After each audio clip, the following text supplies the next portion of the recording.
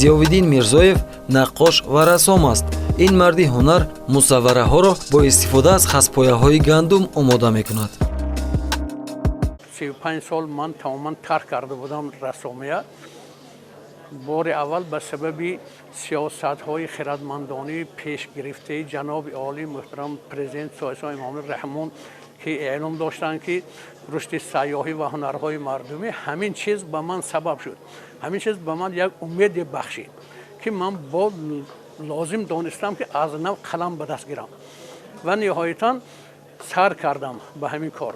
هر یک صنعتکار باید که یک نویگری داشته باشد. برای همین من در تاجیکستان اولین شده با خسپایه گندم همین نمود صنعت کار کردم. نقشبندی همین کاری من با موافق آمد. برای اینکه نقشبندی این نقشه هر یک دانه خسه ما کلی میکنیم، میچسبانیم، وزنی رنگش، وزنی تاریکی و روشنیش به حساب گرفته همین هر یک دانه، هر یک ذره خسه ما کلی میکنیم، نقشبندی میکنیم. نقشبندی این اون نقشبندی که حساب بهودین نقشبند هست، اون رویه به من اشاره نکردم.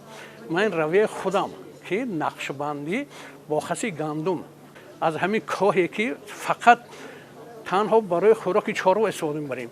لکه من همینه گرفته صنعت به کار کردم.